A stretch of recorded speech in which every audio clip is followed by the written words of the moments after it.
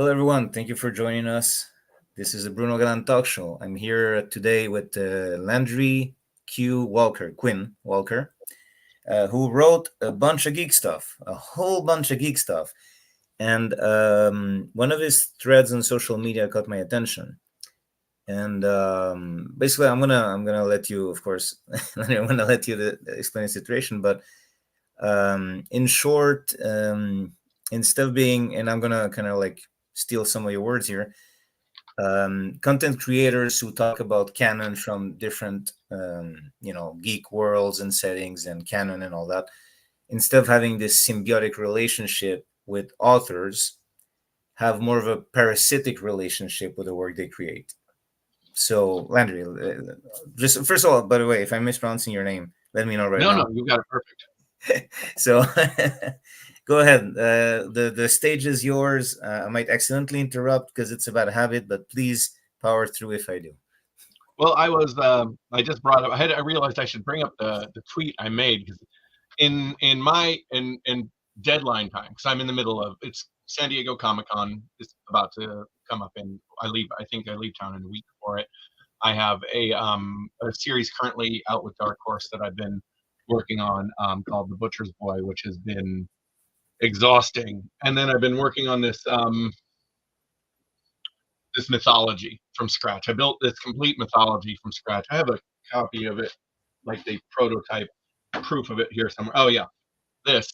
This is a proof copy of this thing I just wrote, which is just insane. And I've got to finalize so I'm working to finalize the proof. So it's a 300 book I wrote randomly for no reason, just so I had it to reference. And so in terms of when I wrote the tweet that got your attention, that feels mentally like 6 months ago. But I realized that was, oh God, let's see. I wrote this on the 1st. So it's 2 weeks ago, 13 days ago. Where I wrote, people ask when I will write more stories about the Crimson Corsair and Kix, the last clone. But here's a super simplified explanation why it's hard to make that happen. The internet. By that I mean the regurgitation of creative works in summary format. And basically I go on to explain because, it's hard to video, say. by the way, this is Star Wars, for those who don't know. It's set in the Star Wars universe. So in 2015 I got the opportunity to write a bunch of short stories for Lucasfilm to tie in with The Force Awakens. I just finished binging the Clone Wars at the time, which is a series which I absolutely adore. I think it's wonderful. And so I wrote a short story called The Crimson Corsair and the Lost Treasure of Count Dooku, which is functionally a love letter to the Clone Wars, to the work that Dave Filoni put in and all the other people put into that era. And I basically, I didn't think of it in these terms at the time, but kind of pulled a Captain America with one of the clones where he's in deep freeze for 50 years or 80 years or whatever it is and comes out in the sequel era. Right. And everyone is gone and everyone he knew and the world he knew was gone. And this story really resonated with people. I've gotten a lot of fan mail from it. I have seen a lot of fan art, fan fiction, cosplayers, custom action figures. Just a tremendous amount of wonderful, wonderful, wonderful support. And to be clear on this, the fans have been absolutely fantastic in that regard. They genuinely love the story, and they've absolutely been supportive of me as a creator when they talk to me. The problem is a lot of people haven't read the book that they love or the book that they talk about. And what happens is we work in this ecosystem where creators like myself are hired to produce stories, usually for a fairly low rate. We produce a story, we don't own it, we don't own the rights to it. It then goes out into the publishing world in a book or whatever. What happens then is you have these summary videos on, say, YouTube, for an example. I don't know how many there are, but there's a couple of dozen probably videos of Kix, the last clone, the story of Kix, the last clone, where people much more photogenic than I am are summarizing the story, telling you, hey, this is what happened. Here's how the story picks the last clone. Let's get into it in 1 minute Star Wars talk. Hmm. And that's wonderful. The problem is there's no synergy with this. There's no, these people, with very rare exceptions, never post back to, hey, and here's the book. It's $1.99 on Amazon. Why don't you, if you like what this summary of this book, why not check How out the difficult book? would it be, by the way? As a quick side note, I think you're photogenic. I think you look like the cool geek, like You're so just a quick side note, yeah. But very kind. But it's yeah, I've been watching this for several years now, and I've worked on properties like Teenage Mutant Ninja Turtles. I've worked on oh god, what have I worked? Batman, Red Lanterns, I Supergirl. think, because you have the power battery in the back there. Oh yeah, I worked on Red Lanterns. Yeah, Yeah, that was fun. I think Um, those were bought by anyone who worked on Red Lanterns exclusively, what'd you right? say? I'm kidding. I was Oh, just saying it's so oh, I specific couldn't as hear you. oh no, I just made a joke because Red Lanterns it's such a specific niche product. It's like within Green Lantern. So I made a joke. I think it's people who wrote Red Lanterns who bought those props. No, But no, that's totally it's a accurate. cool prop, by the way. I didn't mean it to be taken No, the no, wrong I way. agree. I agree. I think there's probably like me and two other people that wrote the Red Lantern series. I took over from Charles Soule. So that was And during New 52, right? what's that? Was it during New 52? Yeah, I came in right at the end. So DC Rebirth? considered it the rebirth era, Okay. like after New 52, like right into the rebirth. So technically, the series I did ends with rebirth. And as far as what DC told me, as far as they were concerned, that was the end of that universe, and everything after rebirth was technically a new universe. Which is not how Rebirth was written by Jeff Johns, as far as I remember it. It was just additions to 52. That's always been the problem with DC Comics is that no one ever knows what counts or not anymore. No, you don't. Which is Yeah, and as why, a writer, I imagine it must be really frustrating because you might have an idea and well, it makes it difficult to pitch things. But what I prefer to do, I wrote a series in 2008 called Supergirl Cosmic Adventures in the Eighth Grade. It but was an all that's a ages kid's universe. book, right? Yeah, kids book. Yeah, It was so an that all at ages. least it's in its own bubble. You just have fun with it, right? Yeah, Well, that's the thing. It's considered evergreen. It still yeah. sells because you don't need. It's not. You don't have fans saying, "Oh, these stories don't count anymore." Mhm. Mine never counted, so it works. But back to the Right. point.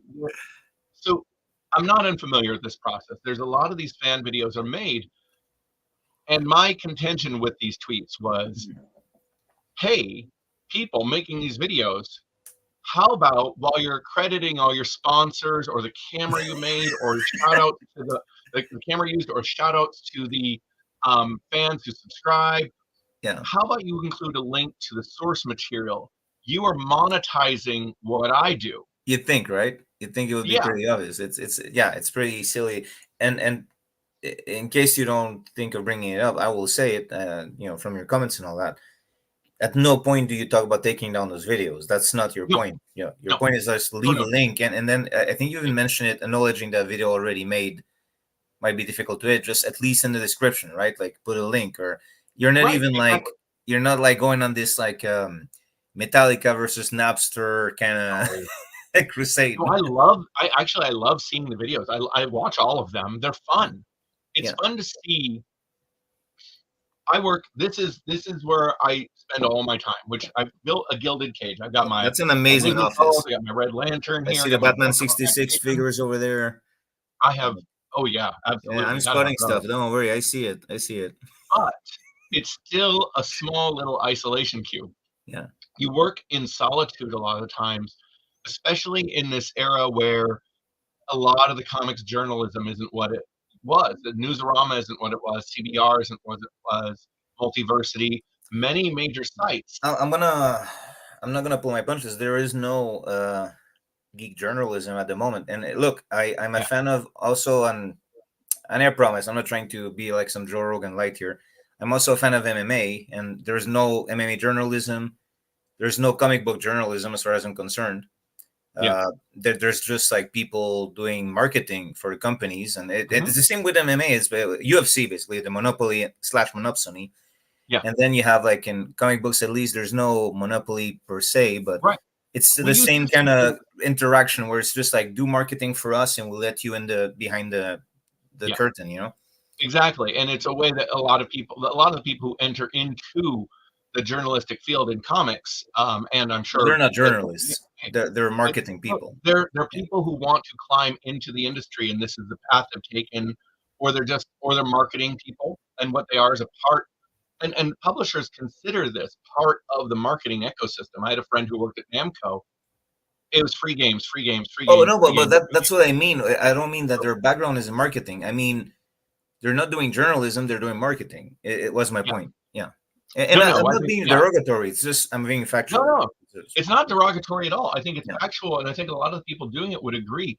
It's not that this is bad. I enjoy it, but a lot of time, even then, even when it's marketing, you end up getting personal perspective on the work that isn't yours. Somebody, even if they're taking my story and breaking it down according to what they think it is, I listen. Did they get this right? Did they pick up on this? Did they Mhm. notice this? Did they not? What did they get wrong?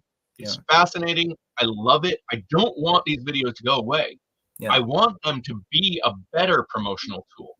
Well, don't get me wrong. I also want a robust, real journalism to exist, like we've seen glimpses of in the past. The Comics Journal at its height, brilliant journalism. 1990s interviews that Gary Groth used to do. Oh man, those were just deep.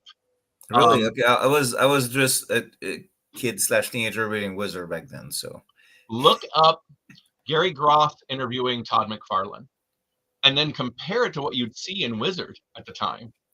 you know what, Gary. Well, well, I can message it to you too. I'll yeah, message yeah. you. But I'll ask Gary later. Groth, anyone listening, it's Gary Groth, Groth, and it's the Comics Journal interview.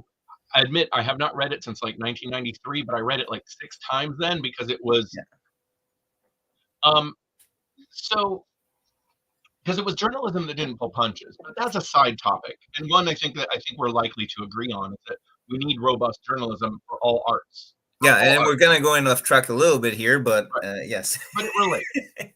But going back to the original point is Yeah, if we acknowledge that this is part of the marketing structure, yeah, right now it's very one-sided. One of the videos talking about my book that I'll tell you, I got paid $1,200 for.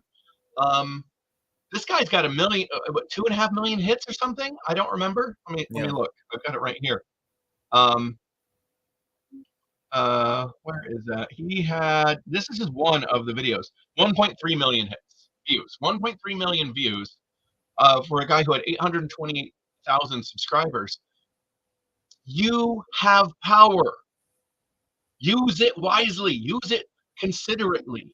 Use it symbiotically, not parasitically, because yeah, this is parasitic. yeah. When you take the work of others and you use it to monetize for your own gain without any pushback, without any playback to the people who built it for you, what does this guy create?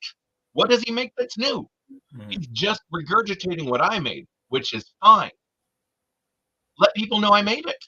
Exactly. Right now, it just looks like it's just him.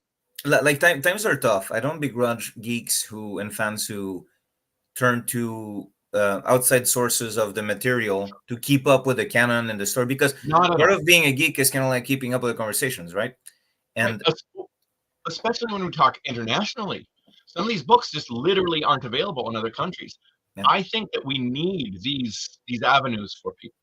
I do honestly believe that. I think it's great. And I'm also time. Where do you there's so much material.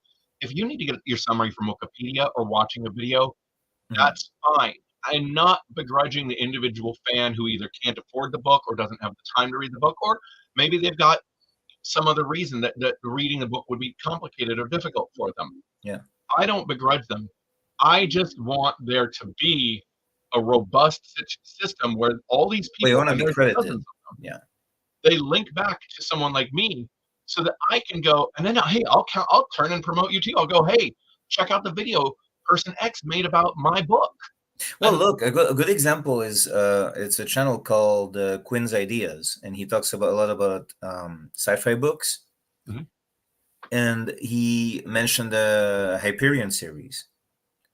And the thing about, I guess that's the thing, like when you're talking about like books that are like the not shared universes, it's kind of like by default you mention this is the novel's name, and then I guess even if they wouldn't mention the author, which he always does, like he always promotes and hypes the author. That so that And in that's that sense, great. that's That's all and I'm I saying. got Yeah. the Hyperion book because of that. I haven't started reading it yet because I have a long list of books to read, but um I browsed the beginning a bit. It's really well written, but that's perfect. I think like a channel like Quinn's Ideas. If anyone, if you're listen, if you're a content creator listening to this, we're not. I don't think anyone needs to shit on you. Content creator, theoretical content creator. Just look at a channel like Quinn's Ideas that always hyping Yeah. the writers and the novels, and that's the way to do it. And they can even bring you on board. Why not? Like for example, the guy who did that channel, who has that channel, if he has a video that's been so successful based on your story, why not bring you over for an interview on the channel? Or Yeah. if he doesn't do interviews, why not bring you over for another description of another story of yours, like bringing you along with it? Like that could be Or ideas, like or even just like I said, or even just a link. just credit. And again, to reiterate, even though I think we've made it clear, I do not begrudge Yeah. these YouTube channels and Hmm. videos. I think they're wonderful. I just want us all to work together. But working together means them leveraging their large audience. Yeah. If you want more Crimson Corsair to talk about and make videos about, I need you, not you, but all the people who make these videos to Hmm. shine that camera back, shine the lens backwards, so Yeah. that because right now what it is these books don't sell a lot. They don't pay a lot. Um, in the deadlines are usually fierce, and the editorial oversight is brutal. But Which I understand. That whoever, last part I understand if you want to keep the canon straight. Um, oh in yeah, a shared universe, I get it. That oh yeah, and it's part of the process. But we all do it because we love making these stories happen. I mean, I work on Star Wars. I can't complain. It's wonderful work, but I want to be able to do it more. And so when I go to my editors and say, hey, how about I write some more Crimson Corsair? They go, oh, the book doesn't really sell. how Well, how does it not sell? It's super popular. Yeah, I get it. The right, it's very characters. popular. Well, because Yeah. people are getting their story differently. They're not getting the stories the same way. And now this also brings up an entire topic about how we need to adapt how we tell stories. Because and I've pitched this to Lucasfilm. I've said, how about we just tell original short stories in video form? We don't even need to do the books. We can tell canon short stories. It's adhering to the publishing method, which I love, and I love books. I just made a 300-page book for no one but me. Yeah. Um, it is, but at the same time, at some point, we all used to sit around the campfire and the fire in the cave and tell our stories to each other. At Yeah. some point, we developed paper and written word and printing presses. Well, now we have a modern audience, a younger audience. They want to interface with stories differently. So we should be answering that call better than we are. In fairness to all the people making YouTube videos, why isn't this being done on an official level? Well, look, They look. don't. Sorry to interrupt, but or to Yeah, in when Game of Thrones was on TV, they had these short, semi-animated, or it was like a drawing with a cool narration from often from the actors of the show, fleshing out bits of the lore or the background of the setting, and then a lot of MMOs like Star Wars: The Old Republic or World of Warcraft would have cinematics or short stories that yeah, way. So you're 100% on point. I think you can 100% go and say like let's do like a short story of this or that, or yeah, have a cool narrator. Like you can do it yeah. in so many ways. Like Well, that. and that's That's the thing is it's we're pretty at straightforward the too. point Yeah. where What's we the don't budget even have for to it? tell it in story form. We can just say, "Hey, check this out. There's this story about I don't know a clone 4568, and he was actually a Jedi, and he jumped off a building, and that's his story." And then you get somebody going, "Oh man, now I know this," and they just want to know. They don't want to sit there and read a book the same way I want them to read a book. Okay, I you do want, mean like a summary or just a yeah, bio of, we that would be tell the good for, story yeah. That'd be cool We for could. comic book companies, right? The who's who that we used to have, like with DC, Oh, I and love to. that Love videos to. of that would be really cool, right? Like if, Yeah. yeah, Why not? Why not start doing it in the format that people are already watching? If this guy can get 1.2 million hits and he's not even Lucasfilm, what could Lucasfilm do? If and or say, hey, DC, if or DC DC, started doing like here's who's who in official videos, that'd be cool. Yeah, canon stories that are worth doing a 1 minute summary video about, but you don't have the resources to do a 20 issue comic series about. We can create content differently now, and we can distribute content differently now, and we're not. We're very slow as an industry to move into a modern era. I was in 2002. My friend Eric and I were working on a digital comics initiative because at the time we were just seeing the beginning of comics piracy really starting to. Uh, Did I cut out for a second? Um, we're in 2002. We were really just seeing the beginning of comics piracy take a dent in comic sales, and so I started going to my. I went to my publisher, SLG Publishing at the time, and said, "Hey, we need to start moving to a digital, like publishing on a digital platform." And so I convinced him. I went to Comic Con. Eric and I went to Comic Con. We were on a panel. I know there was an editor from Viz on there. Bat and Lash was on there. Hundreds of people in the audience, and Eric and I are saying digital comics are the future. And we are told no one wants to sit and read an entire comic book on a monitor. I'm like, they won't. The computers will be held in our hands. yeah. It will be different. What We year was basically that? got Sorry, laughed you out of the said at the room. beginning, but what year was that? This is around 2002 to maybe Okay. 2003. Wow. Okay. So this was early. Yeah. And so we started a company called iMelt, where we were doing digital distribution of comics for 69 cents for back issues, 99 cents for current issues. I found one of the primary scanners and uploaders of comics because he had his tag. They put their tags in the back of the comics, and his was Ouroboros. And so I tracked him down. I found him, and I think I made him very nervous because I emailed him. I said, "Hey, listen," I said, "I don't want to shut you down. I want you to work with us where you run ads in the back of your pirated comics for our digital distribution system. And then we will use the files that you've made to pirate. We will turn around and put those of the ones we have the legal right to sell of our books because we didn't have the resources to create all the digital files. Right. I told my publisher, we don't have to. They already did it for us. Let's just take the pirated ones and sell them, but we'll do it with permission of the pirate, and he will use ads. And then I tracked down this guy Serge, who ran a site called Z Cult, which was the premier pirate site at the time for comics. And I said, "We don't want to shut you down. We want to work with you." Everything was going great. We'd been working on this for a few years to get this together. I was hoping to try to pull other publishers into it, to get Image Comics, Dark Horse Comics, all under this iMelt brand, legitimizing the system and basically saying, hey, we're not going after pirates. We're going to work with the pirates and make affordable digital comics for people. Right the same week we made our initiative for that, DC and Marvel threatened to sue Z Cult into the ground, and the whole thing came crumbling down. And Hmm. I think maybe a year or two later is when Comixology was announced, which was fundamentally the same idea without the decent price point or or working with the pirates that I wanted to Yeah. Hmm. do. So my point being is that for over 20 years, I've been trying to to push. How can we tell stories differently with the change in technology, the change in the way audiences participate with a story? And I want to say again, I'm a book guy. The digital platform is not for me, but I have to recognize that it is for other people. But I don't think there's competition. That's another thing. Is I don't think these things are competing. Like whoever was gonna get a comic or a book will still do that, and whoever's watching the video probably is not. And that might be due to many things. That might be due to like finances being rough. This day and age, everything is Mhm. expensive. That Yeah, might be because they just don't like to read, but they still like the canon and all that. So I don't think that someone's gonna watch a video and then not get the book. You know what I mean? Like I think yeah. it might be more the other way around. It's more likely, but like you said, if the credit is there, right? If you're I not think if credited, people really like people it, are even gonna skip. Are gonna go to the next video. They're not gonna go look if. less people will go looking for the author afterwards, if it's not readily available. That's where, Well, yeah.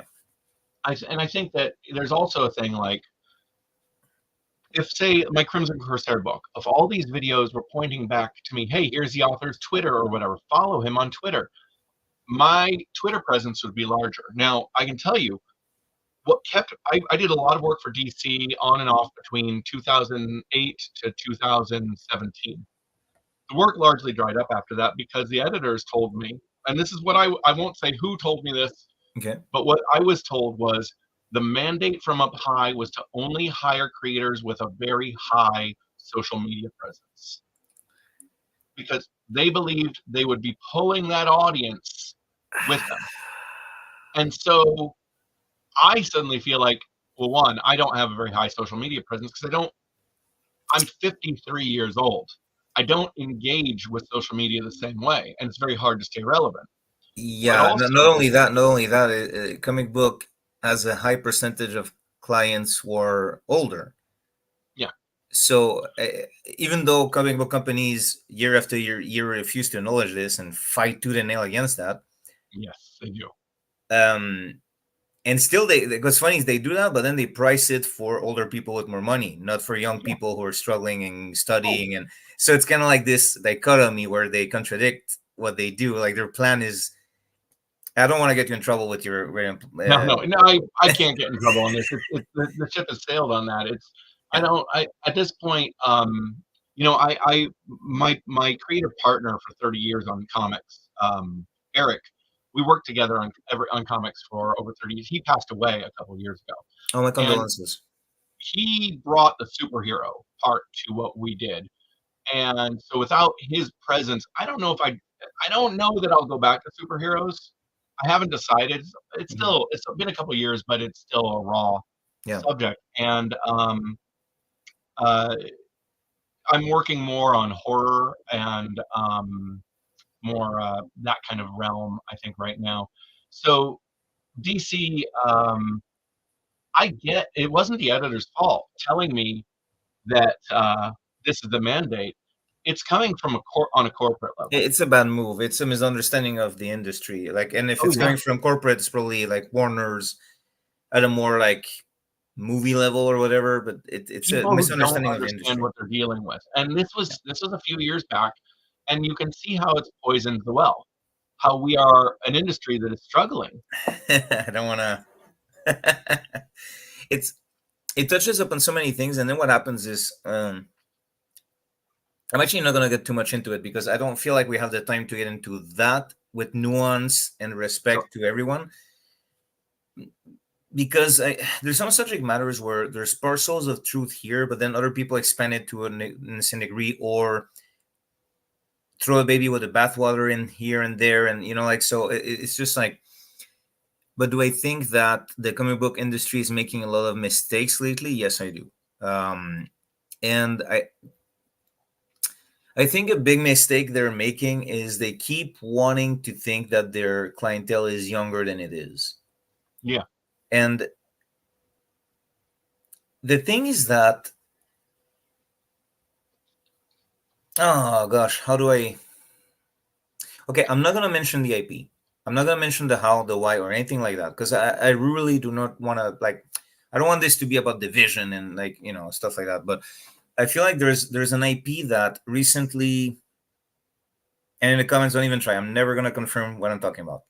There's an IP that made a cartoon recently that was clearly like aimed at kids. The art style is very similar to Paw Patrol. Like it's part of a larger canon, and I don't know if it was part of the official canon or not, but it's kind of like part of an IP, right? And they made this cartoon that's very much for kids, aimed at kids, and it didn't take. And I see things on discount already for that cartoon and stuff like that. And to me, the problem is that that IP has not kept their older fan base. They haven't made an effort to do that. They've kind of like discredited a lot of things that the older fan base loved. And then what happens is, what they don't understand is that people come into IPs that are long standing, like the parents will show the kids, hey, this is this thing I used to love. and then through them, very often the younger kids will get into that, right? Like a lot of horror movie fans, you're doing horror right now, like their parents got them into horror, like Yeah. mom and dad used to rent me VHS, and then it's the DVD, and then it's like, oh, a streamer. And I think long-lasting IPs are generational, and if you sever that generational continuum, you're not getting new people the way you think you are. No, And no, you're not.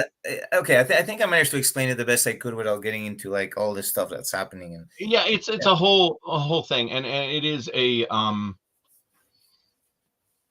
I so in Because like I'm 2011. gonna go with something pretty harmless. Okay, this is super harmless. If you grab this character from like comics and you suddenly make it look like a I don't know, like a superhero comic, but you make the character look like the character would currently belong in some like indie comic book aimed at teenage girls. Okay, I don't think the new market you find for and there's nothing wrong with that. That's the thing that's kind of nuanced and complex. There's nothing wrong with that product, but the new people you'll find for that will not replace everyone who left because that's just not their jam. Yeah. Yeah, that's the So best I can. Yeah. so in 2015, 2011 2015, I did a comic called Danger Club, and this comic for Image Comics, and it was described as Teen Titans meets Lord of the Flies. Okay. But Ooh, it was that's actually scary. That sounds scary. well, it's basically the premise is all the teenage superheroes, all the adult superheroes go off to fight a big cosmic menace and they don't come back. All the teen superheroes quickly turn on each other, start fighting for who's going Oh, to be in that sounds charge. amazing. And that's really describes basically the first issue. It changes a lot from there, but fundamentally, what you realize as the series goes, or the subtext of it, is they are fighting a giant cosmic horror that is rebooting the universe. It's rebooted the universe many times already, and it's they're trying to fight their own reboot. And really, this giant entity, this monstrosity, is corporate editorial influence. No. Wait, That's give me a what it second. Sorry, stands I for. need to give me a second. I need to plug my computer. I Yeah, apologize yeah, to my viewers as well. no problem. I'm not gonna edit this out, so.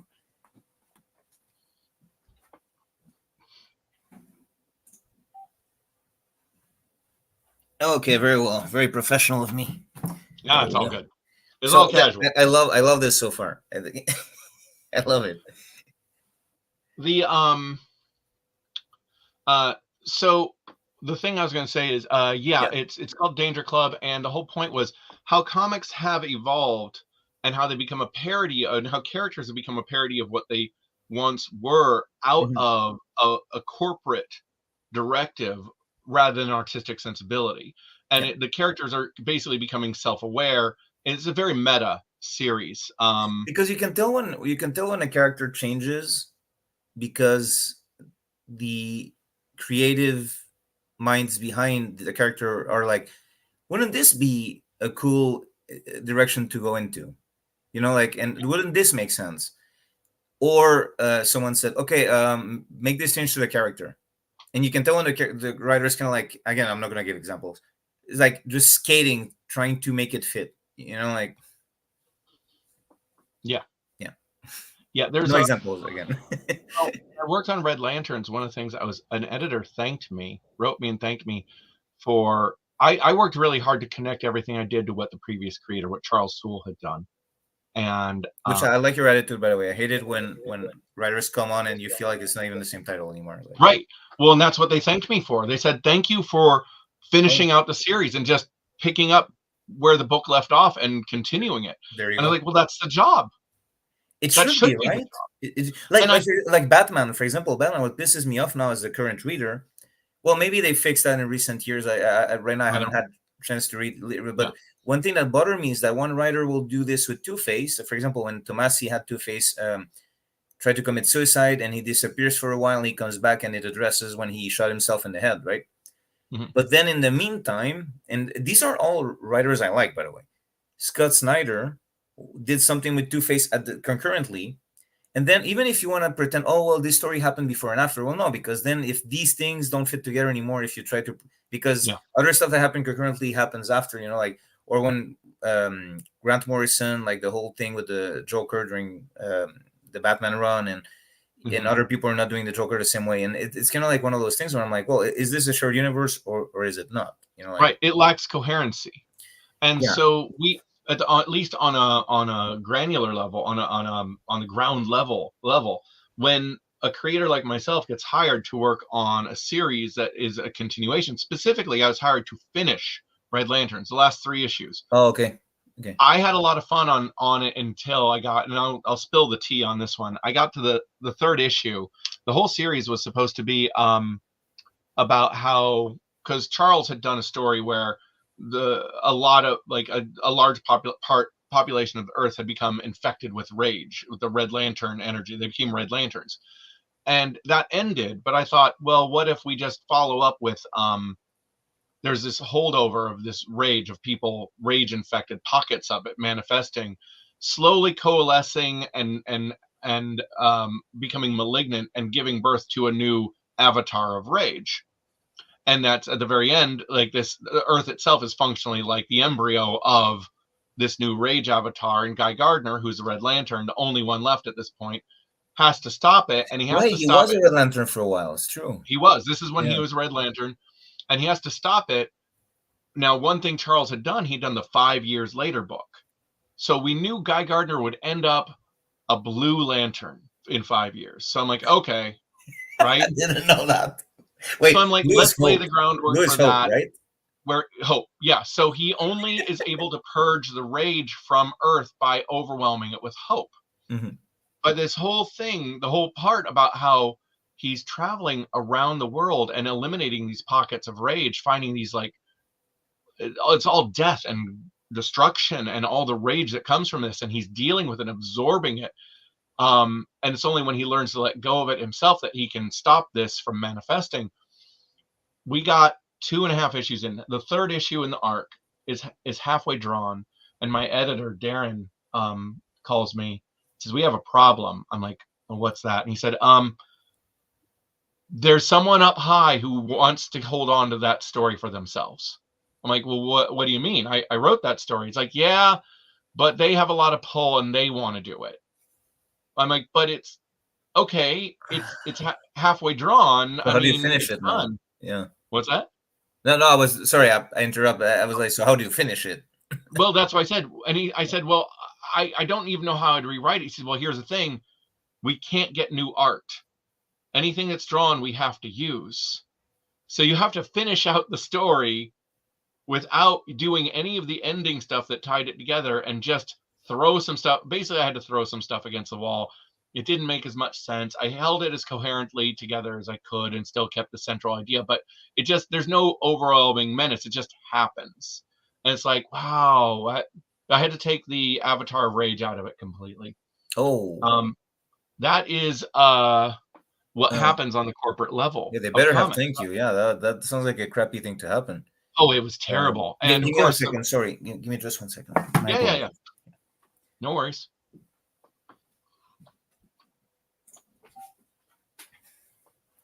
Okay, sometimes that cable didn't want to stay in there. No Okay. worries. Yeah. So that's rough. That's Well, the actually. funny thing is, this Yeah. was after I had already done my comic about the destructive forces of the editorial influence on comics. Just kind of proving the point. Yeah. But it's long story short, the way we tell stories should adapt to a modern audience. The modern audience, Mhm. a large portion of them grew up with YouTube always there. They're used to just, oh, what's this? What happened here? I just need to know, and move on to the next thing and move on to the next thing. They're not going to stop and read even a short story when they can get it in a 1-minute video clip. But we as an industry need to adapt to that. It's not just the fault. While all these YouTubers should be linking back to the source, they absolutely should. I think it's a dereliction of responsibility that they don't. However, the problem in the industry being not having this robust health comes from an unwillingness to adapt and tell stories in the format. it's not that this whole thing you talked about chasing the young audience and how that's not who's buying comics. You're dead right. Well, I I want to be have a caveat for that because I think you should still, of course, refresh and renew your audience. Like, course. But how do we do that? We tell the kind of we put the stories in the format they want to they want. They want YouTube videos. Then fine, we'll give them YouTube summary videos, official ones. And we can exactly. still put out books for your age group, my age group, And the again, people who like are the buying who's books. who of characters that could replace, Right. like, but listen, like, you're making my brain fire on all cylinders here because, for example, I have so many examples right now in my head, but um, you know that short comic book of Kevin Conroy's story that was in one of the DC Pride. I don't know if you saw it online, but it tells kind of like how Kevin Conroy and it like tells his story as a young gay actor and how he lost roles, and then he ended up becoming the voice of Batman for the animated series. And it's like a short comic book story that they put in one of the Mhm. Pride annuals from DC. Um, and I never would have read that story if someone hadn't put it on Twitter because like there's so many comics to buy, and um, that's just not the comic I personally would have purchased. No, and again, nothing against it. It's just like Yeah, if I have to choose between so many comics, like this is not the one that sure. calls to me personally. When they cost $5 each, Well, it was more yeah, than that. That's the yeah, thing, we, and that's true. and that $10 is story not. about Kevin Yeah, Conroy, however, like that story about Kevin Conroy made me really emotional. It really resonated with me as a human being. I loved it, and there's a lot of fans. And now that he's gone, it resurfaced again. There's a lot of fans of the animated series, and Kevin Conroy is the voice of Batman, obviously. And what I'm thinking is, if like very few of the people who liked it are gonna go out of their way to buy an $8 comic, and um, about lots of other stories they might or might not like, of other characters they might or might not know, like. But what if the official DC Twitter had put those pages online under yeah, Twitter? yeah. Where I people will think, I see think them. you have revenue, right, from likes and Yeah. shares and like on and social and media. there's also an investment in giving the things away. Yeah, because People, it's a you short make me story. fan. You're not. It's not even like a full. It's like a short story from Yeah, that comic. right, exactly. And a percentage of those people will seek it out. Like I don't expect it to be a 1-1 ratio. You put in an ad, like you put in my a link to my work in a YouTube video. If I get 5% clickback, that's amazing. That could be game changer. 5% of 1.2 million is plenty. I don't need a lot. Yeah, Um, and that's, if I got 5%, even then, even 3% is a big deal. yeah, Um, we don't need to see, and you don't expect with any kind of advertisement, 100%. You yeah, and expect less than 10. and and Less than the 10 is a lot. yeah, and the other thing is another thing that happened is I think very often, like, for example, manga, right? And oh, how come manga sells so much better? And some people argue, well, it has a clear beginning, middle, and end, or clear beginning, Mhm. and it's the format.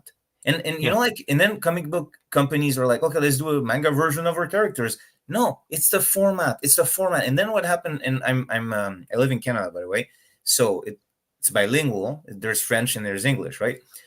And this French company came out, Urban Comics, and they came out with like pocket versions of DC titles translated in French. And normally I don't bother with translations if I can read the original language.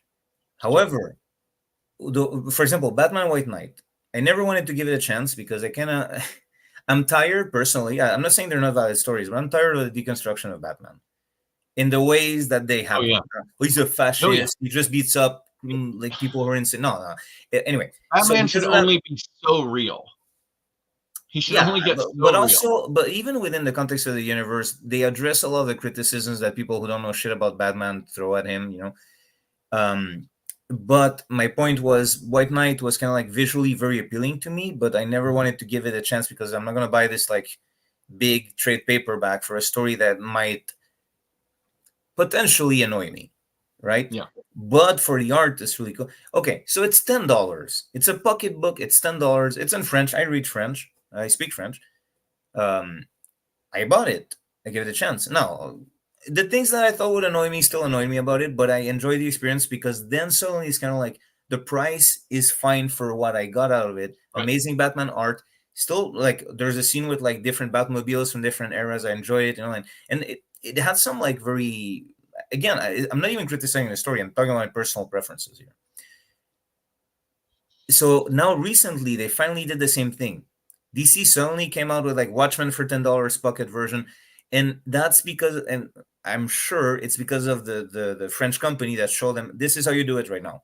Now they have like the little box set of the Court of Owls for Batman in pocket version, and it's just stuff like that, and they're reaching too far. They're like, oh, let's make manga Spider-Man, manga Bat. No, just it's a format, it's the price range, it's young people. They don't have $40 to spend on a comic.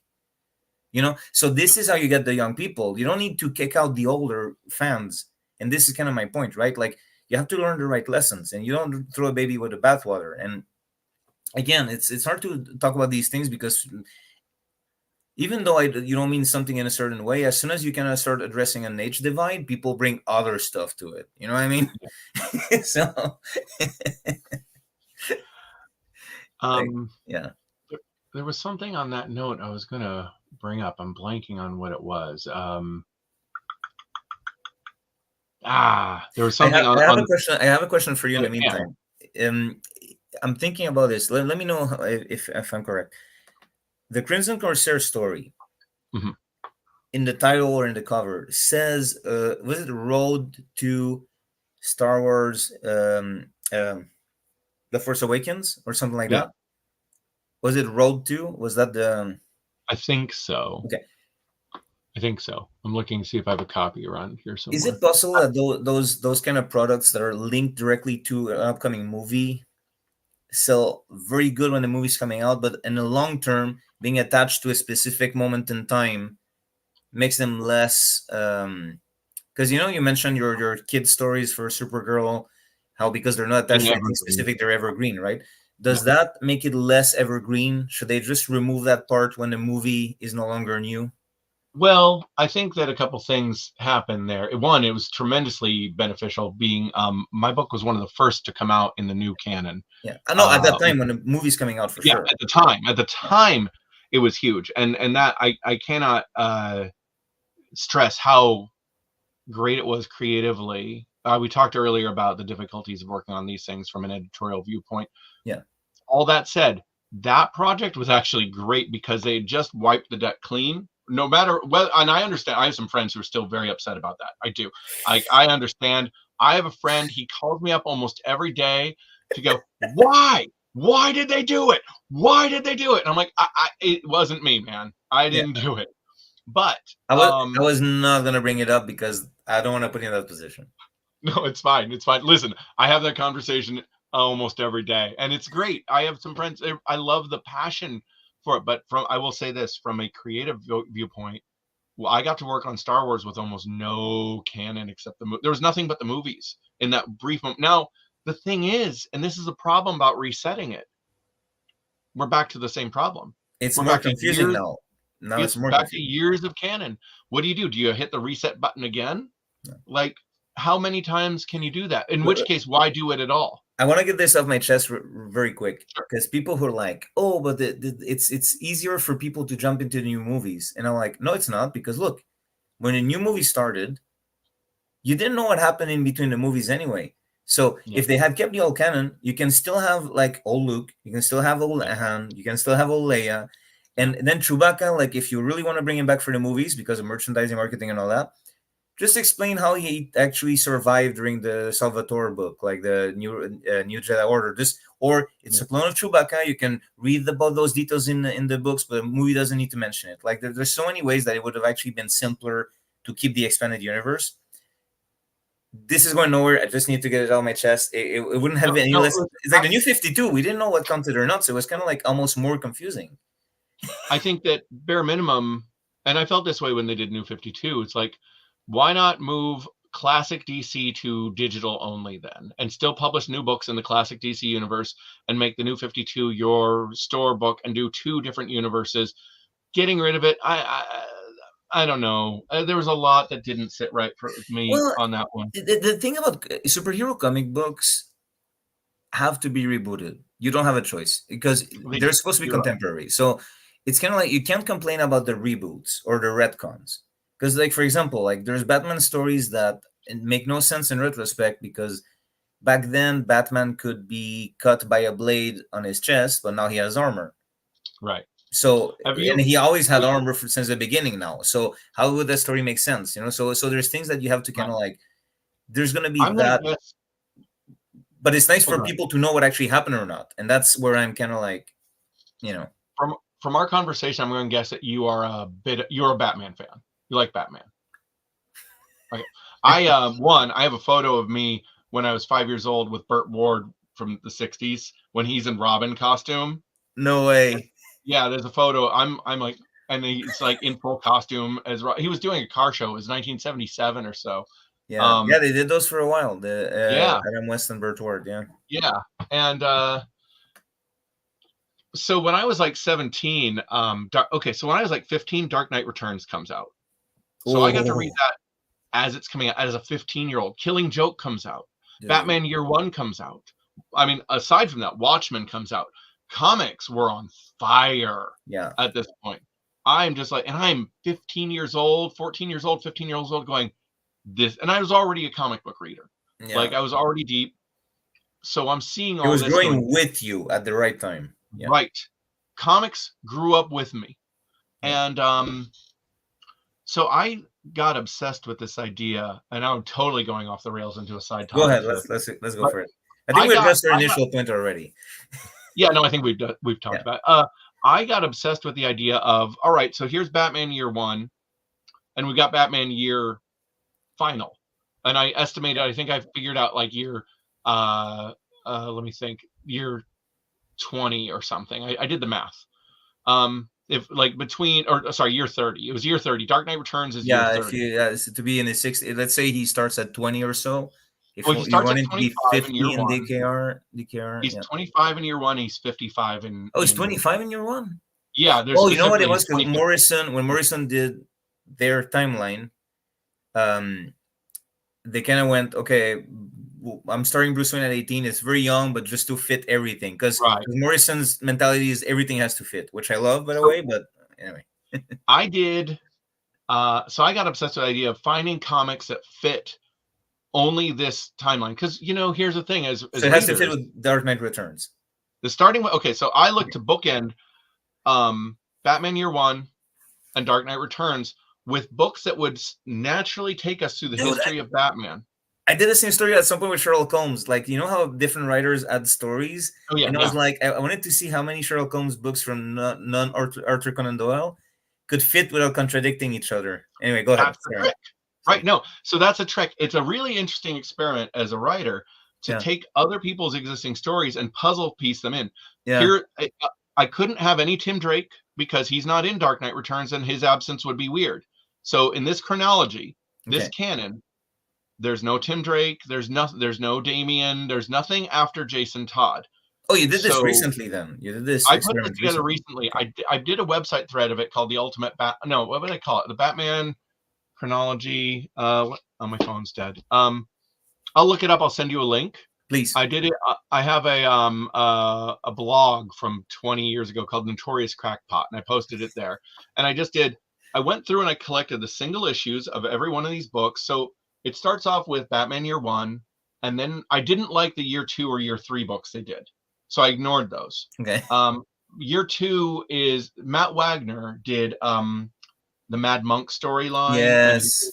Hugo Strange storyline. And the Red That's Monk and the Monster Man. Yeah. The right. two. So there's Year Two, and then there's A Man Who Laughs that Ed Brubaker worked on. Mm-hmm. I did that. That's in there, and then we get into. So I went through, and here's Mm-hmm. an interesting thing. So I get into a couple books, or I just cherry pick one issue from like a 10-issue series, and like just this issue is part of it, but Okay. it has to read. So an interesting thing happened because I ignored Jeff Loeb and Tim Sale's series. I ignored how Long No Halloween. Halloween. Well, because it kind of back then It it doesn't was quite supposed to be out of canon because it was a right. dark Well, and here's the thing. Legends of the Dark Knight special. So It was it didn't originally have to fit. Yeah. right. It was originally supposed to be a It was originally supposed to be a Year One for all the villains, but DC was doing their year one series, annual series at the same time, said, no, no, no, you can't do that. We're already doing it. Yeah. So the villains had to already be established. They wanted to have Batman meet all those villains for the first time in Oh, Long okay. Halloween. I didn't know that. But yeah, they weren't allowed. And Okay. I think it really hurt the book.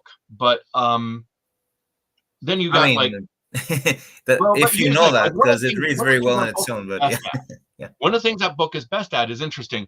It's most well known for introducing all these concepts was Two-Face and changing how Two-Face was, except they didn't do that. It came from another creator. It came from oh god, what's his name? The artist of Tom Strong, and I forget who wrote it. I have a copy of it right over there. They did it. It was a Batman annual with Two-Face Is it the that one where introduced. he went from green to red, the face, Oh, or purple? I'm colorblind, so I don't know. Oh, Um, yeah, but yeah. No, this is what it's he's flipping a coin, and I think on on the the side cover. there's the Batman logos, right? Well, He I scratches his think face at so. the end. Is that it? At the end, so this is a comic that introduced the idea of him having been abused as a child by his father. I think And it's the how, one where they heal his face, and back then his face was green, and I think they retcon it to being red or purple, and I think it's the one you're talking about. Is at the end he disfigures himself in his cell. He kind of claws at his own face. let's I see. think because that's when they changed the color of his scarred face in the comics. I think I might be. I lost my camera. Man, I think I know which one you mean. I'm getting carried away here. No, no, no. This is interesting, but I'm gonna just here we go. So anyway, point is, I put together this really meticulous Batman chronology just for fun, and I collected all the single issues of it.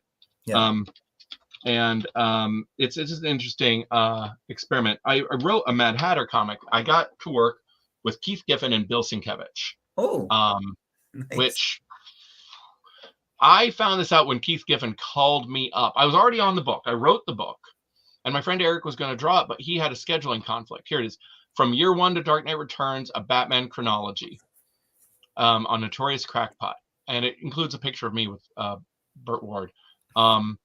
So the comic, let's see, we start with year one. We have year two is Monster Man, Mad Monk, and the Man Who Laughs. Year three is Batman Tenses, Legends of the Dark Knight Snow, a couple others. And then, yeah, year. Were you trying to cover the origins of every main Well, villain? yeah, I wanted Because you it to be mentioned as a Snow, right? That's Mr. everyone. Yeah, Freeze? Snow is an introduction to Mr. Freeze. Yeah. Most of the characters have introductions. Year four, I didn't use Long Halloween, but I used one issue of Dark Victory, Okay. and that is in year four, and that's the one called Orphans, where we just see it stands alone. You don't need to read the rest of it. It introduces Bruce Wayne getting to know Dick Grayson, Yeah. and then what happens in year five, we don't see anything with that. Year six, we don't really see anything that, but year seven, we have Batman the Gauntlet, which is Robin's first outing now. He's been training him for a few years. Is it the So one where he does this when he Gordon takes him aside at first, like, what are you doing here?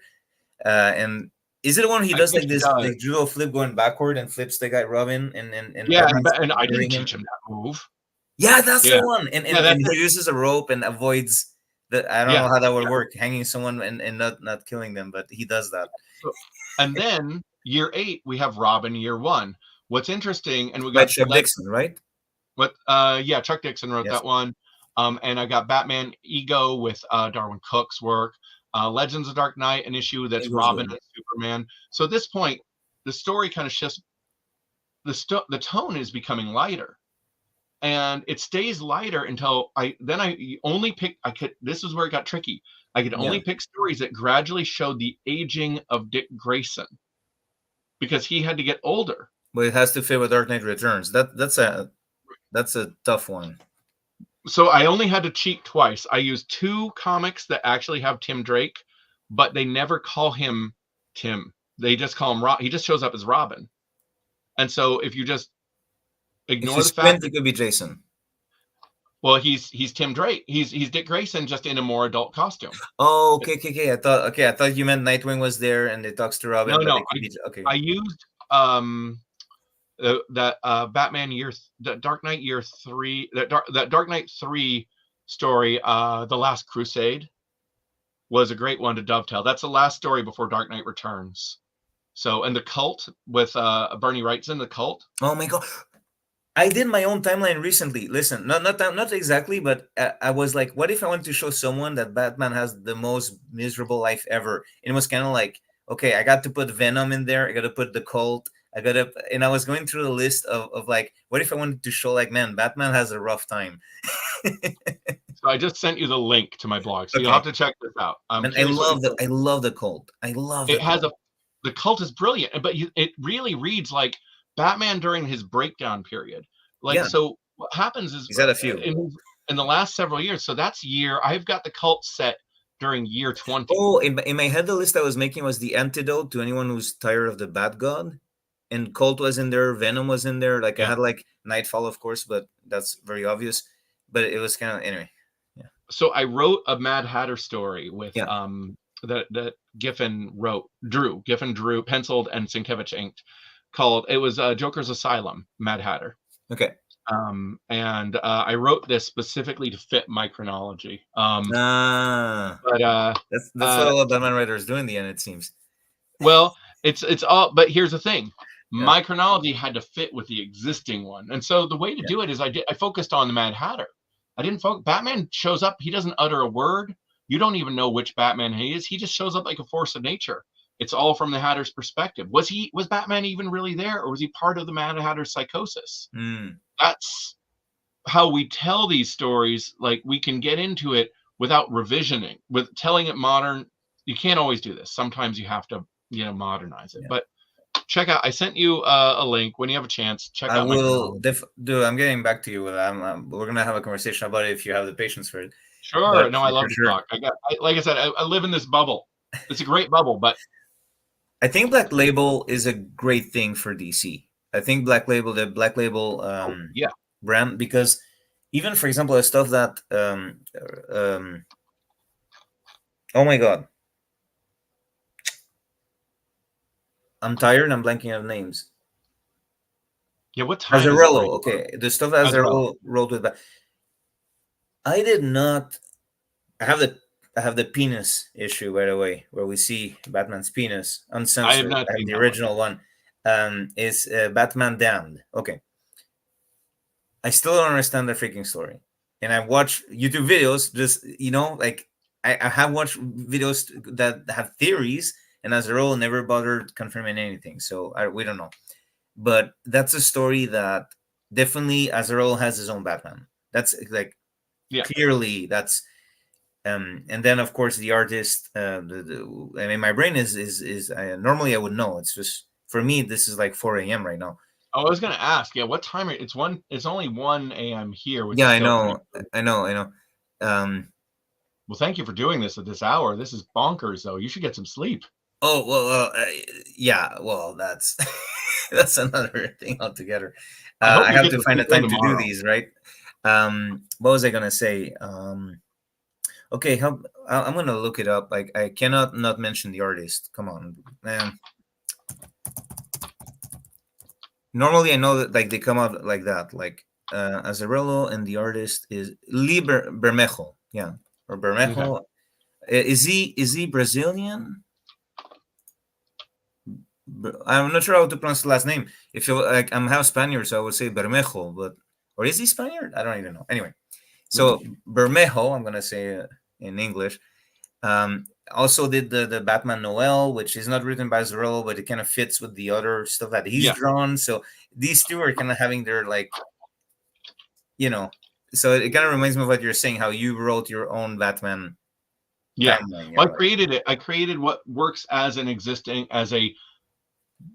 chronology that evolves Batman from year 1 to year 30, with a 10-year gap between year 20 and 30. There's nothing. I was about to ask, like, how does it? I have an unfair question for you. Do you in that timeline? Do you include the Dark Knight sequels?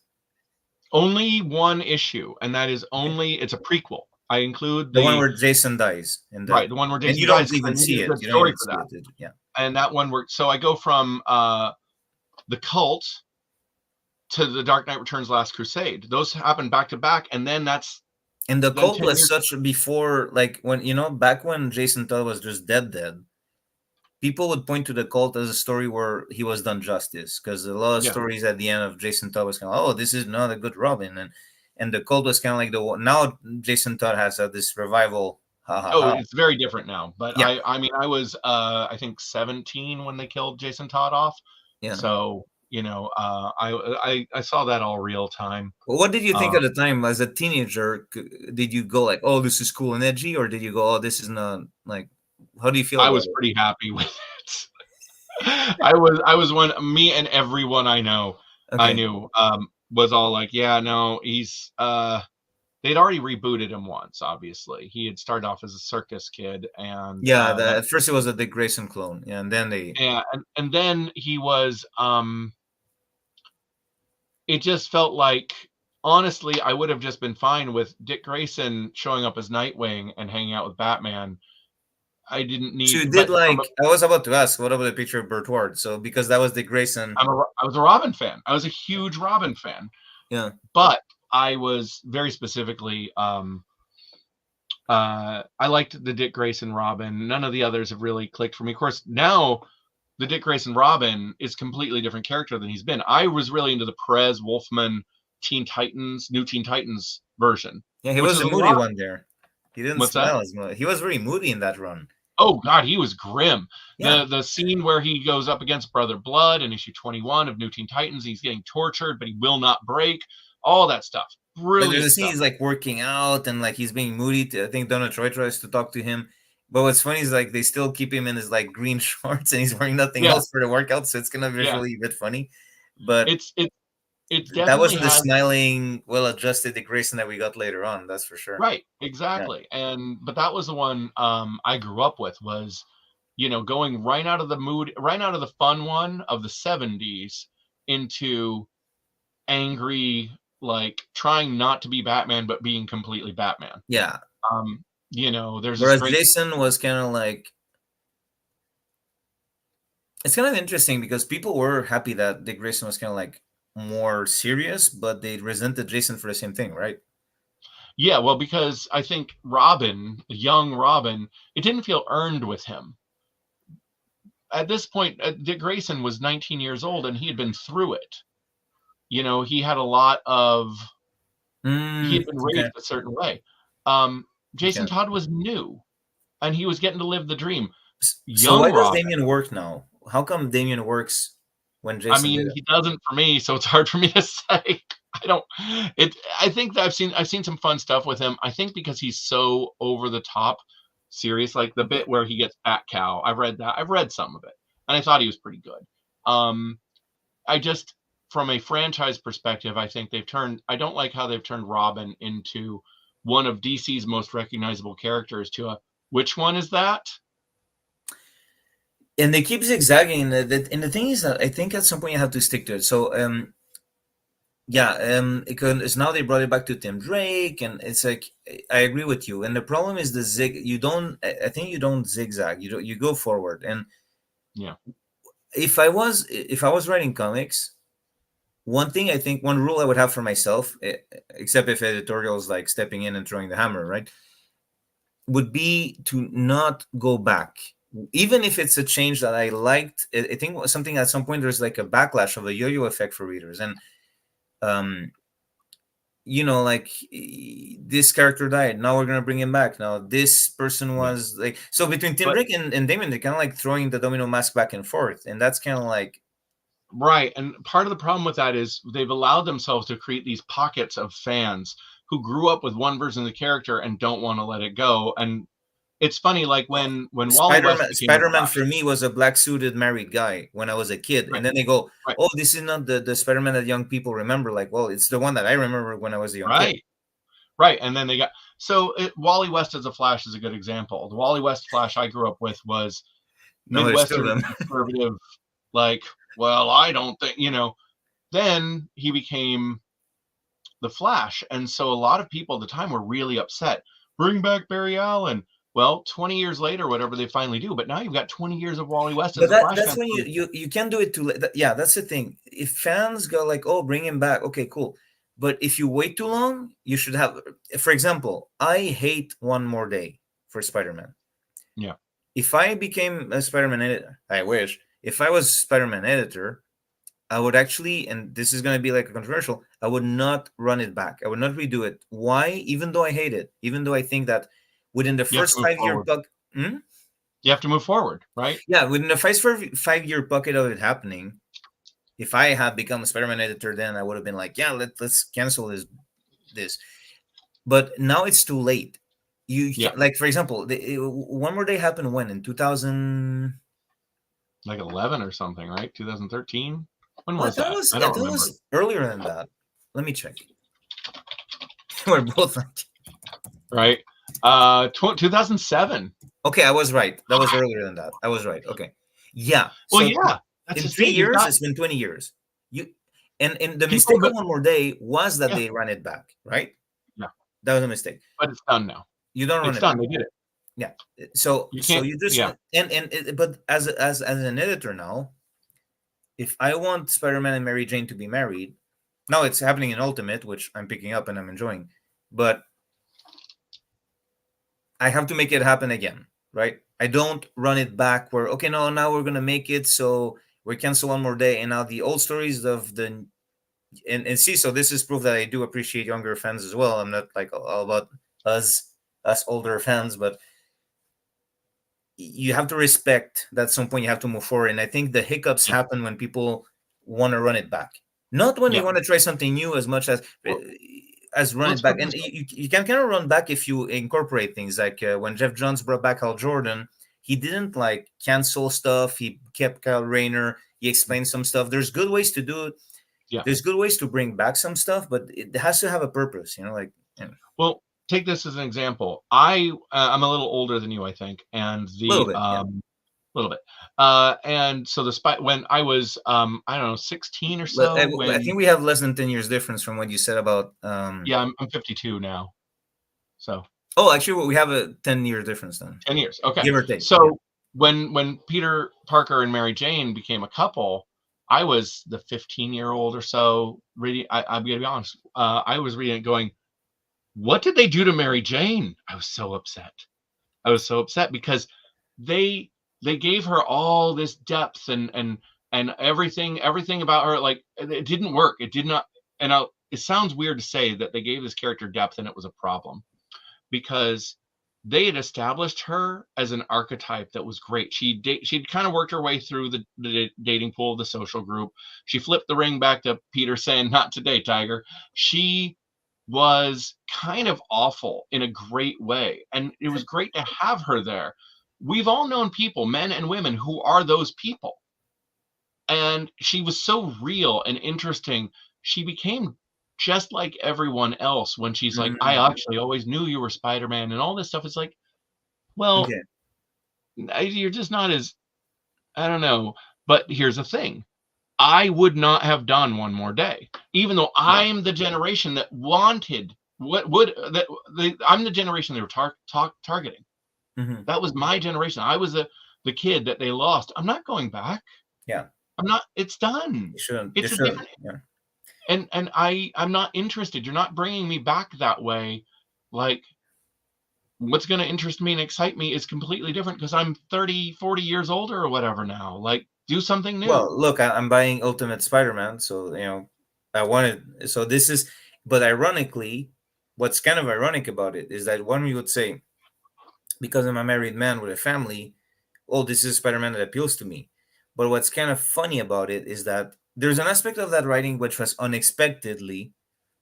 There's a lot of themes for like reinventing yourself as a middle-aged Mhm. man in Ultimate. I don't know if you've been reading it, but the one by Not Hickman. no, no, I Okay. read the first 100 issues of Ultimate Spider-Man when it first did Oh it, no, and I no, I'm haven't talking about the new one. The new one is yeah, no, I haven't gone back he's since, like a middle-aged that's how guy. far it's been. He becomes Spider-Man as a middle-aged man.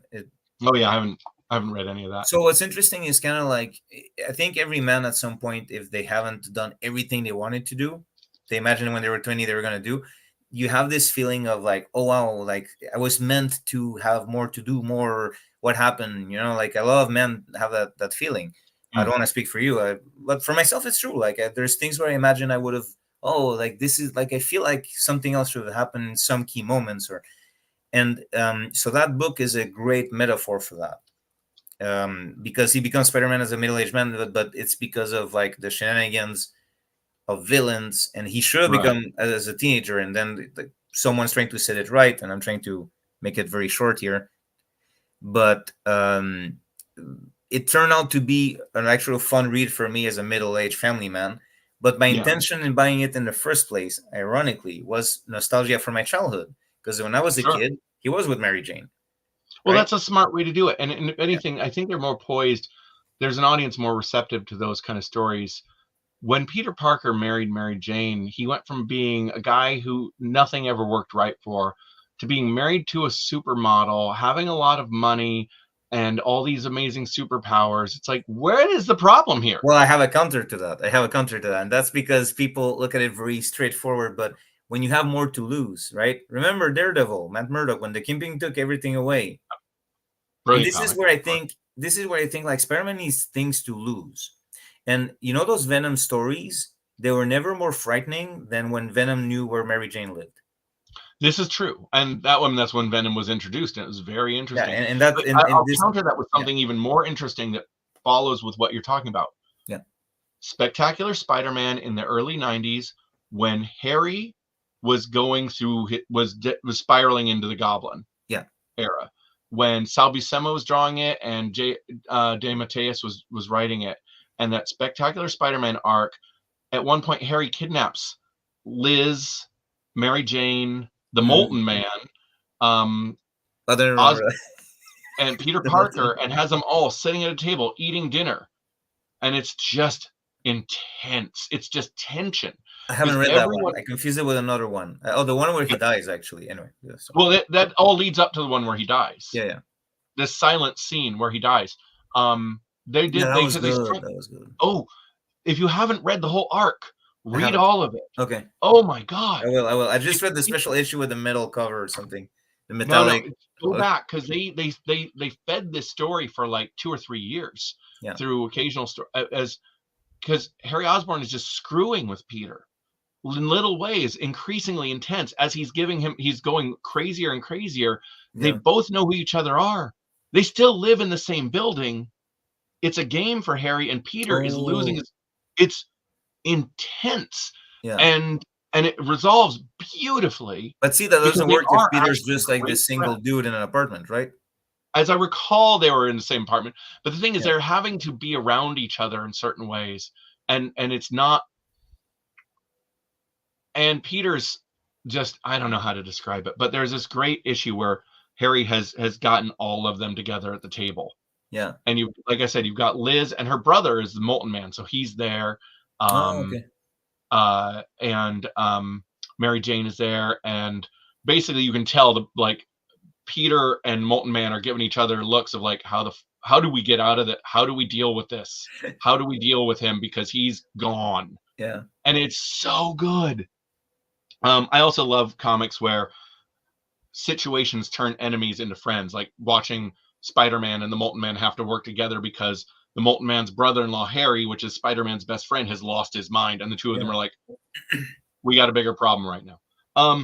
But my point being is, you see that family part of how much they have to lose and how intense it all is.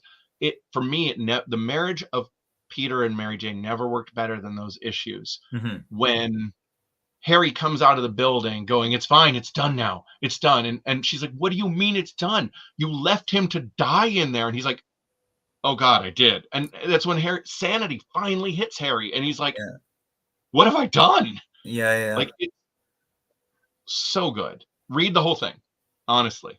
I think Um, it, I think one thing that is important when you're gonna if you're gonna make a change, killing a character, rebooting something, where you have to ask like, what are you bringing to the table and what are you taking away? For example, yeah, there's no point in Wolverine killing Sabretooth again because it's less interesting to lose Sabretooth than to keep him around.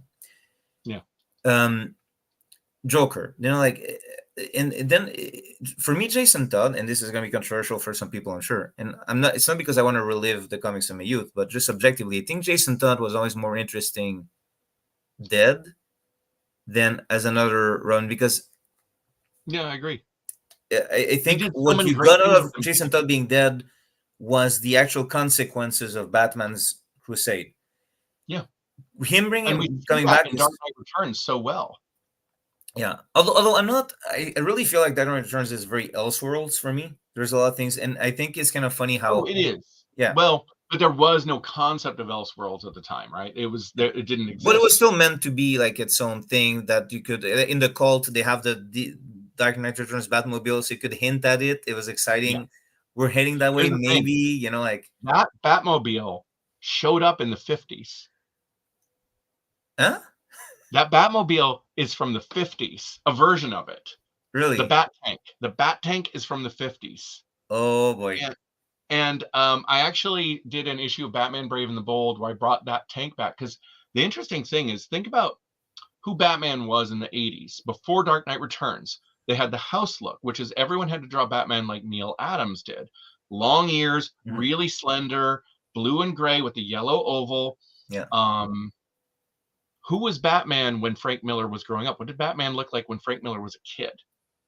Stocky, Mm-hmm. short ears, no yellow oval, had a tank, fought Two-Face a lot.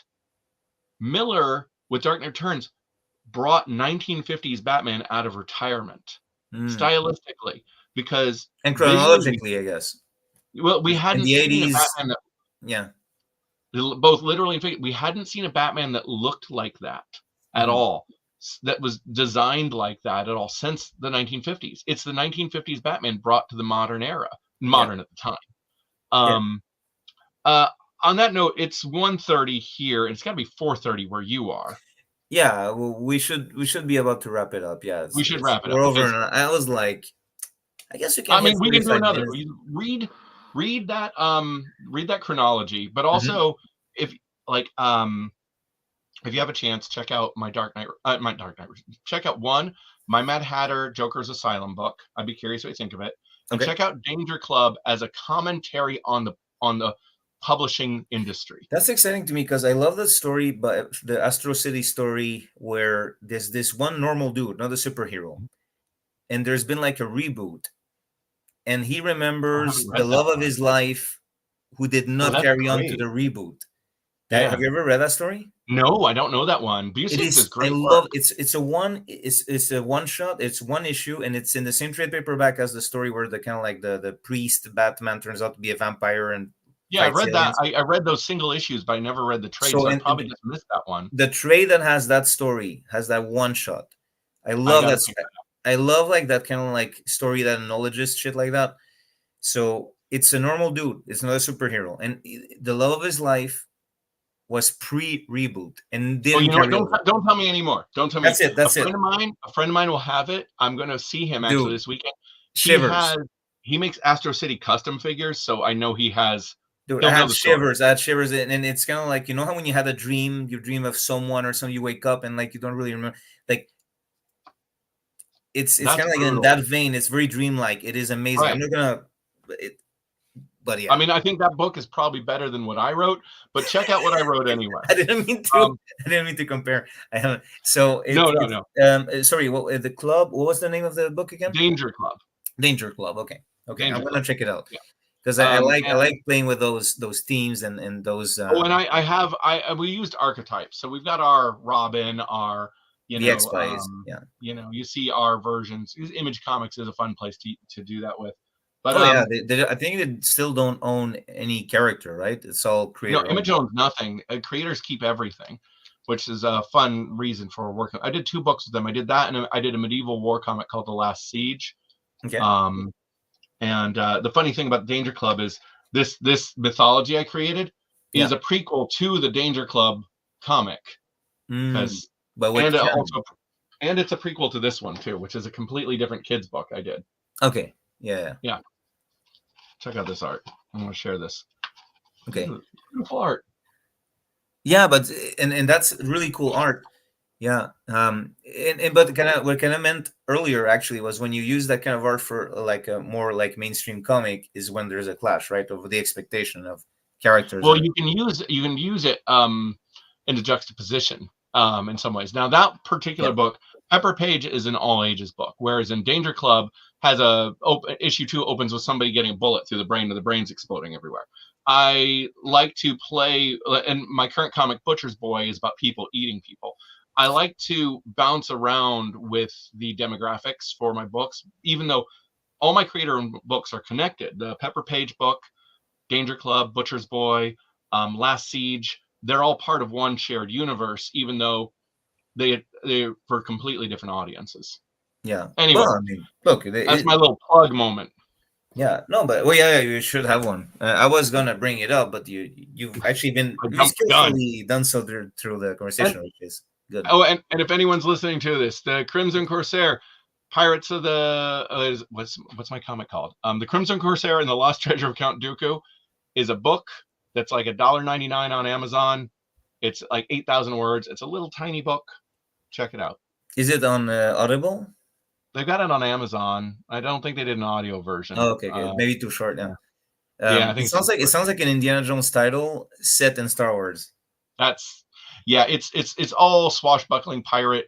I mean, Yeah. Star Wars is at some of its best when it's genre fiction.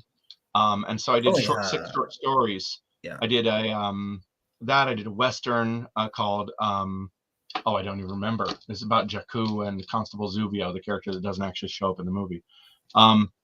High Noon on Jakku. All right, so yeah, we should talk again. I think Star Wars is better when it's doing genre than when it's doing Star Wars. I'm not going to give examples. Agreed, because the original Star Wars was genre fiction. So Mandalorian being a Western, worked better than when Mandalorian, I think, tried to be Star Wars instead of being a Western. Season 3, it tries to be Star Wars and get into lore. And I think you can do that stuff in books better than you can. Like, if you want to do a Star Wars novel that goes deep into the Star Wars-iness of it, it's a good place for it. A novel is a good place. But TV and movies, let it just breathe. Let it just, be the thing that it is. I think there's a way to do it. But you have to remember what you are supposed to be doing. So, well, this is an example from the Boba Fett show, which was its own thing and different, but the Cad Bane from Clone Wars showing up in Boba Fett is a very deep cut canon thing, continuity, but it worked as a Western story in itself. Yes. Right? On its own, you get to you understand it. You understand it when he shows up. He's the guy you don't want to see. Yeah. You get it. And you don't need to have seen the Clone Wars to understand that when you watch this. No, you don't. Not that Boba Fett was a perfect show, but what I mean is like that segment worked, and I was thinking moments. Yeah, it definitely has some moments. So I think characters, you know how Batman can be in the Justice League satellite, and then next week he can be fighting a vampire, and then next week he can be helping out a teenager having an overdose in an alley. Yeah. So it's kind of like, if you know that, so Batman is very open to a lot of stuff, so that you can tell with him. So it's kind of like, just don't forget the story you're telling, and you can bring other stuff. For example, like the teenager overdosing in an alley. Maybe it ends with Batman calling Superman because only Superman or the Flash can get the kid in time to a hospital. You still brought in the universe, but you stuck to kind of like, okay, this was actually about him asking for help. I don't know. Context of the character. So, yeah. All right, okay. I need to go. Yes, but I really enjoyed talking to you. Like I said, check out the stuff. Let's talk again. That was fun. Yes, we'll talk in private, away from the camera. No one will ever know what the next thing. No, but seriously, it's been a pleasure. And everyone, I'm gonna put links. Send me links that you want me to put underneath, to whatever current stuff you have, and of course the Corsair book. And everyone, thank you for watching. Landry, thank you for coming to the show. Thank you so much.